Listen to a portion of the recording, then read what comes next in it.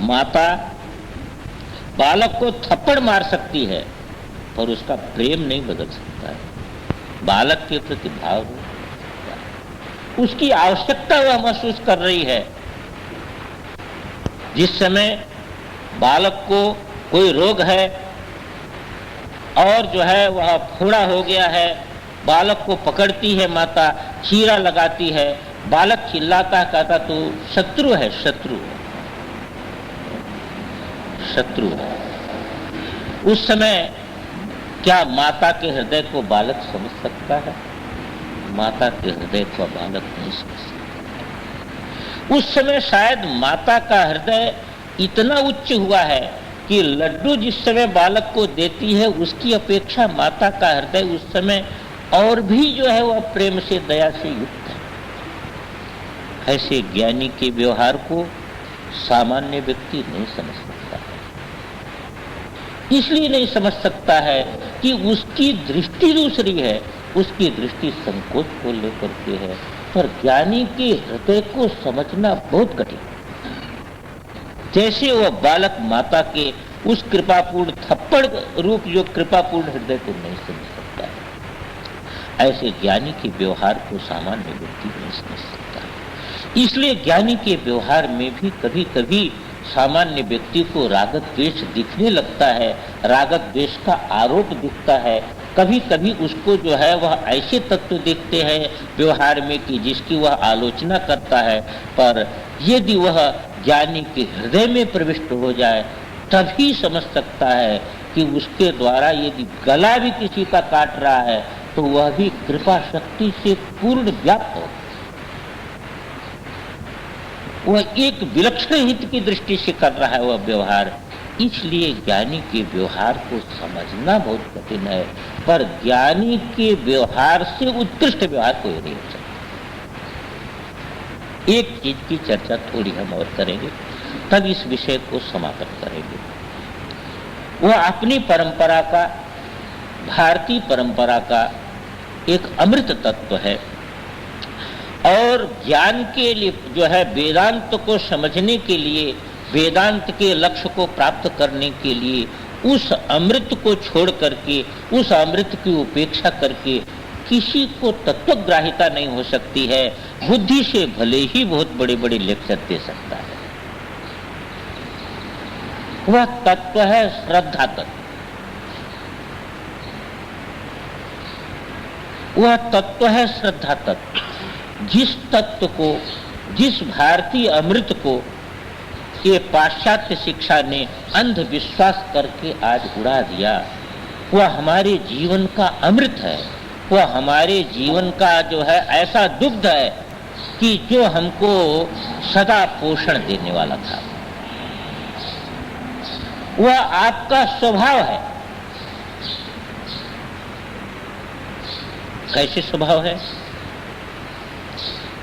यदि आपके अंदर वो तत्व जन्म से प्रतिष्ठित न हो तो जिस समय आपको बताया गया यह तुम्हारी माता है, यह तुम्हारा पिता है, उस समय किस तत्व से आपने इस बात को स्वीकार किया? कौन सा अमृत था आपके अंदर की जिससे आपने बिना विकल्प के स्वीकार कर लिया? आपको बताया गया यह सूर्य है, आपको बताया गया चंद्रमा है, आपको बताया गया यह आपकी जाति है। आपने बिना किसी विकल्प के स्वीकार किया। विकल्प रहित संकल्प ही संपूर्ण सिद्धि का हेतु बनता है। पर आगे चल करके हम अपने को बुद्धिमान मानते गए और इस शिक्षा ने इस प्रकार कर दिया कि उस अमृत को ऐसी उपेक्षा जो है आज के युग में हो गई और झूठे आधार पर हो गई, उसको अंधविश्वास करके उड़ा दिया। यह एक ऐसी कमी है कि जो कमी हमको बुद्धिवादी तो बना देती है पर अनुभूति तक नहीं पहुंचती। आप देखेंगे कि एक इस जगत में विडंबना है। जिस समय शरीर में, मन में, इंद्रिय में शक्ति का उद्रेक होता है, शक्ति का उफान रहता है, उस समय जीवन में अनुभव नहीं रहता, अनुभव बहुत कमजोर रहता है। और बहुत शक्ति खो करके जब बुढ़ापे में अनुभव आता है तो शक्ति नहीं रहती है। वृद्ध को कहना पड़ता है कि क्या बतावें, यह अनुभव यदि युवा अवस्था में मुझे आ गया होता तो मेरी ये दशा नहीं होती।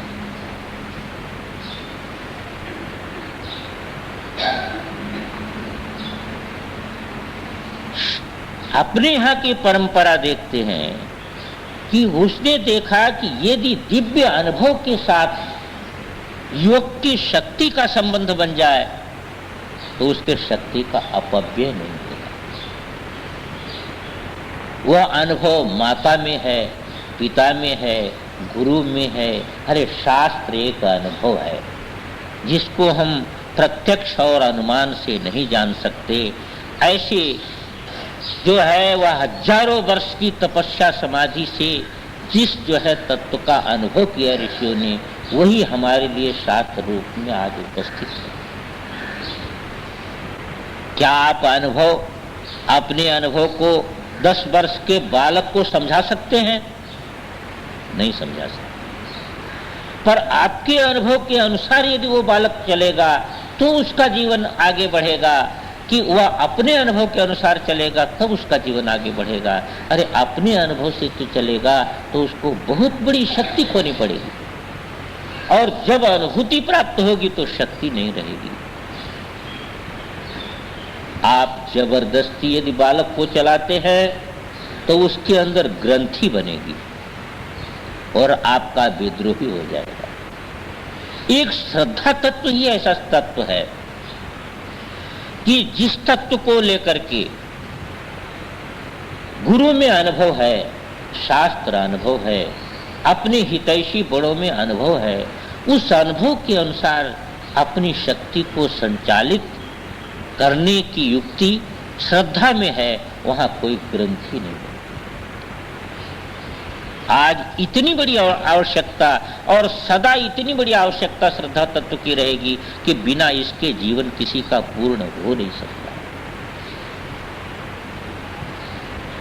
मैं इसका निर्देश केवल यहाँ इसलिए कर रहा हूं कि वेदांत की अनुभूति के लिए जीवन में श्रद्धा तत्व का बहुत बड़ा महत्व है।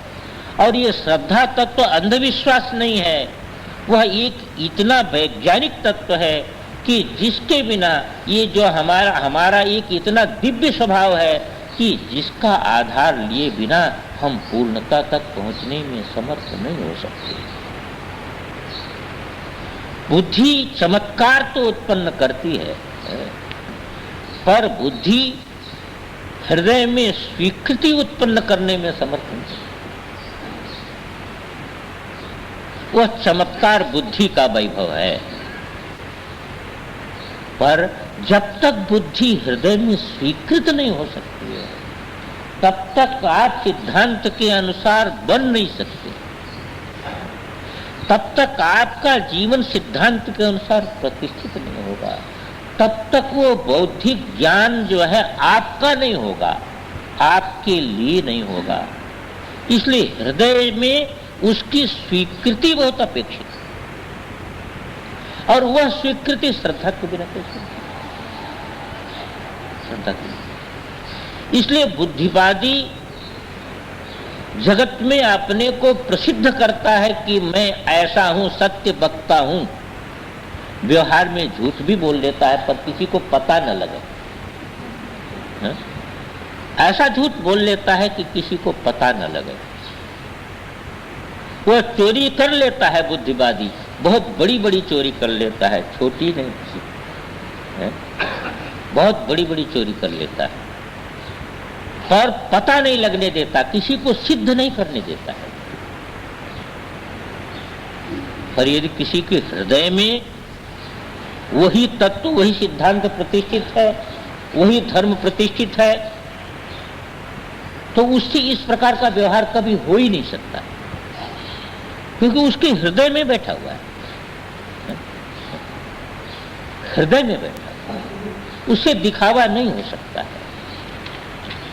मेरे कहने का तात्पर्य यहां यह था कि वेदांत हो चाहे अन्य शास्त्र हो, चाहे व्यवहार में भी जो है वह अनुभूति की बात हो, श्रद्धा तत्व का हमारे जीवन में बहुत बड़ा महत्व है और इसकी उपेक्षा करके हमको बुद्धिवादी नहीं बनना चाहिए। इसकी उपेक्षा करके बुद्धिवादी नहीं। आज संप्रदाय शब्द, इसकी भी थोड़ी चर्चा करता हूं।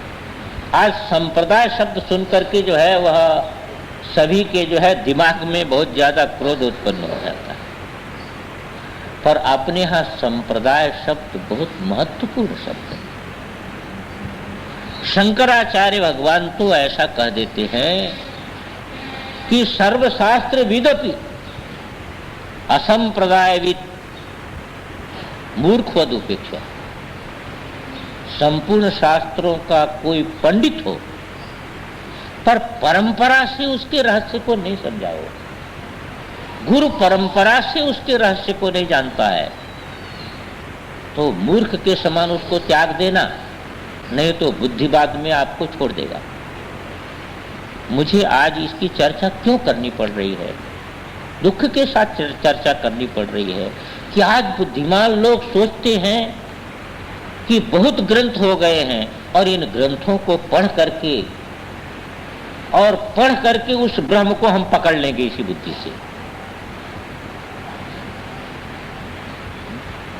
और उनकी बुद्धि में इतनी विलक्षणता है, बड़ी तेज बुद्धि है, पर यदि श्रद्धा से रहित तेज बुद्धि है तो क्या करती जानते हैं?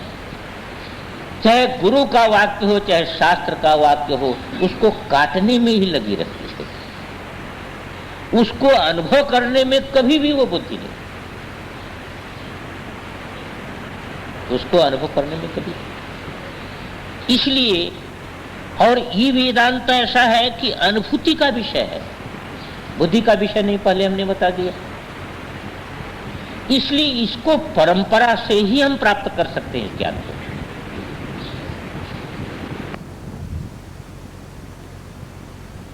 को हमको नहीं भूलना चाहिए, गुरु तत्व के महत्व को नहीं भूलना चाहिए, श्रद्धा तत्व के महत्व को नहीं भूलना चाहिए। तभी वेदांत हमको समझ में आता है और तभी वेदांत वस्तुतः हमको व्यवहार में किस प्रकार परिष्कृत कर सकता है या ज्ञानी का व्यवहार किस प्रकार हो सकता है, ये बात तभी हमको समझ में आती है। महात्मा लोग कहते हैं कि भाई आप गुरु तत्व को इतना ज्यादा महत्व क्यों देते हैं? कहते महत्व इसलिए देते हैं, एक दृष्टांत देते हैं। संत लोग एक दृष्टांत देते हैं कि एक व्यक्ति के घर में एक हस्तलिखित पुस्तक थी जिसमें स्वर्ण बनाने की विधि थी, सांगोपांग विधि थी उसकी। इस प्रक्रिया से बनाओ तो पारा से सोना बना सकते हो। उस व्यक्ति के हाथ में वो पुस्तक आई, उसने बहुत उसका अनुसंधान किया, अनुसंधान करके एक एक वाक्य को समझने का प्रयास किया और फिर जो है वह सोना बनाने में लग गया। एक बार बनाया, सोना बनते बनते बनता नहीं। दूसरे बार बनाया, तीसरे बार बनाया, जीवन की सारी संपत्ति उसमें उसने लगा दी, अपना जीवन लगा दिया, पर सोना बनते बनते बिगड़ जाता, बनता पागल हो गया। वो पागल हो गया, पागल होकर के जो है उस ग्रंथ को ले करके एक चौराहे पर बैठ गया, ग्रंथ को रख दिया कपड़े में बांध करके और उसके किनारे जो है दोनों तरफ जूता मारता। कोई जाता तो उससे पूछता तुम क्या कर रहे हो? कहा ये शास्त्रों को जूता मार, ये झूठे हैं, ये झूठ है, इनको जूता मारना। कोई जानकार व्यक्ति निकला, उससे भी वही कहा, उसने कहा नहीं तुम झूठे हो, शास्त्र झूठा नहीं। तो उसका पागलपन जरा जो है वह था। उसने कहा कैसे नहीं झूठा है, ये देखो ये ग्रंथ सोना बनाने की विधि इसमें है, इसने हमारे जीवन को नष्ट कर दिया, झूठा नहीं तो क्या है। उस सज्जन ने उठाया उस ग्रंथ को देखा, कहा नहीं ये बिल्कुल ठीक लिखा है, ये बिल्कुल ठीक लिखा है, तुम्हारी समझ झूठी है। उसने कहा ठीक कैसे लिखा है, एक बार नहीं 100 बार मैं प्रयास कर चुका, जीवन बर्बाद हो गया, ये झूठा नहीं तो क्या है। वो कहा नहीं, तुम मेरे सामने बनाओ, स्वर्ण बनेगा। उसके पास संपत्ति नहीं थी, कहीं से उधार ले आया, सामान ले आया और कहा तुम बनाओ, जैसे लिखा है ऐसे बनाओ। सारी विधि पूरी होने के बाद उस पर नींबू का रस छोड़ना था। उसने जहां नींबू उठाया और चक्कू लगाया, कहा महात्मा ने पकड़ लिया, एक थप्पड़ मारा, कहा इसमें कहां लिखा है कि चक्कू से नींबू को काटना। बोलो, इसमें कहां लिखा है कि चक्कू से नींबू को काटना। अब क्या बोले, कहा देखो नहीं लिखा है ना, यही दोष है। उन्होंने हाथ में नींबू लिया, ऐसे मार दिया, उसमें से रस निकला, तुरंत रंग आ गया। कहा देखो बिना गुरु के तुमने इतना परिश्रम किया, इसलिए तुमको ये कला नहीं मिली, ये कला नहीं मिली। गुरु के बिना हमको वो कला नहीं मिल पाती कि इदम हो न हो करके भी, बुद्धि का विषय न हो करके भी और अनुभव में कैसे आता है। ये बहुत जो है वह जटिल चीज है। कोई भी चीज बुद्धि का विषय भी न बने और अनुभव में भी आ जाए, यह जो है वह बुद्धि के द्वारा व्यक्ति नहीं सकता। इसीलिए अपने यहां परंपरा रही है और परंपरागत जो ज्ञान रहा है वह ज्ञान ही हमको ऐसे जगह प्रतिष्ठित करता है कि जहां पर वास्तव में हमारा जीवन प्रतिष्ठित होना चाहिए। नहीं तो हम बुद्धिवाद में पड़ जाते हैं और अपने बुद्धि के वैभव में आकाश में उड़ते हैं, पर समय पर ऐसा अंदर अनुभव करना पड़ता है कि यह बुद्धिवाद कुछ कर नहीं पाया। ये आज की बात नहीं है, पर इस बुद्धिवाद के दोष को हम स्वीकार नहीं कर पाते, तो सत्य को स्वीकार नहीं कर पाते। अपने यहां नारद जी देखिए, सभी वेदों में पारंगत हैं और सनत कुमार के पास जाते हैं, कहते अधि ही भगवो ब्रह्म, हे भगवान हमको ब्रह्म का उपदेश करिए। सनत कुमार कहते हैं पहले बताओ तो तुम क्या जानते हो। कहा तो मैं तो ऋग्वेद भी जानता हूँ, यजुर्वेद भी जानता हूँ, सामवेद भी जानता हूँ, अथर्ववेद भी जानता हूँ, शिक्षा कल्प निरुक्त व्याकरण छंद ज्योतिष देव विद्या नक्षत्र विद्या ब्रह्म विद्या छत्र विद्या शब्द। अरे कहा बाबा तू तो सभी जानता है, फिर मैं उपदेश क्या करूं। इतना बड़ा बुद्धि का वैभव है नारद का, पर इतने बड़े बुद्धि के वैभव वाले नारद सत्य को स्वीकार कर। उन्होंने कहा मैं जानता हूं, मैं पढ़ा भी देता हूं, परंतु आप जैसे महापुरुषों से सुना है और उस शास्त्र में लिखा है तरत शोकम आत्मविद, आत्मवेदता को शोक नहीं होता। तथापि सोचामि भगवन, भगवान मुझे शोक होता। शोक जो है लिखा है फल, आत्मवेदता को शोक नहीं होता है, पर मुझे शोक होता है, दुनिया भले ही न जाने पर मुझे शोक।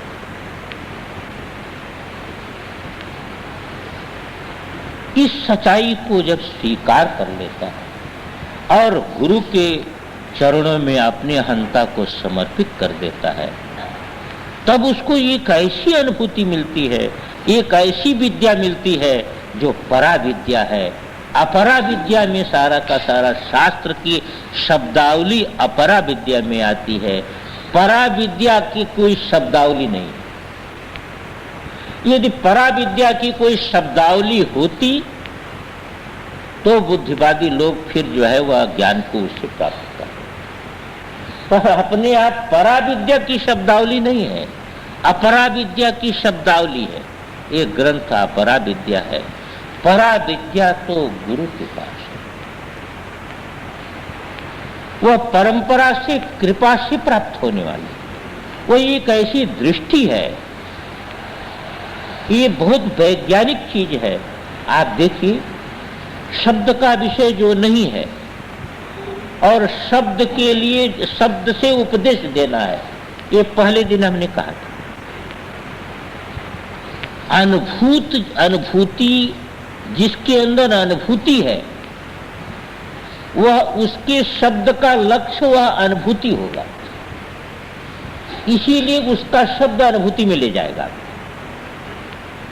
जिसके अंदर अनुभूति है ईश्वर तत्व की, उसके द्वारा प्रदत्त जो मंत्र है वह मंत्र ईश्वर प्रतिष्ठित रहेगा, पर जिसके अंदर अनुभूति नहीं है उसका शब्द ईश्वर प्रतिष्ठित नहीं हो सकता है। जो उसके बुद्धि में जितना आकलन है, जिस प्रकार के ईश्वर का आकलन है, वही उसका शब्द प्रतिष्ठित, वही उसका शब्द ले जाता है, उसका शब्द वहां नहीं ले सकता। इसलिए गुरु तत्व का जो है वह बहुत बड़ा महत्व है, मामूली ऐसा महत्व नहीं है कि जिसको हम जो है बाहर से कह करके उड़ा दें। अनुभूति जहां पर है वह भले ही पढ़ा न हो शास्त्र, पर उसके अंदर शास्त्र के द्वारा लक्षित तत्व की गुरु परंपरा से एक अनुभूति है, और उसका साधारण शब्द भी आपको तत्व में ले जाने में समर्थ।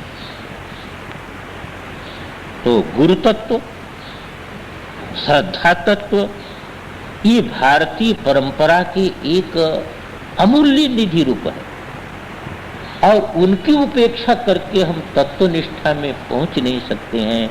इतना इसलिए कहना पड़ा कि बहुत से बुद्धिवादी लोग इसके महत्व को उतने गंभीरता से नहीं लेते हैं, पर जिसलिए परंपरा से हमने शास्त्र का अध्ययन किया है, इसलिए परंपरा से इसका महत्व बहुत ज्यादा जो है वह प्रतीत होता है, और उसकी आवश्यकता अनुभूति के लिए है, बुद्धिवाद के लिए नहीं, अनुभूति के लिए। अस्तु,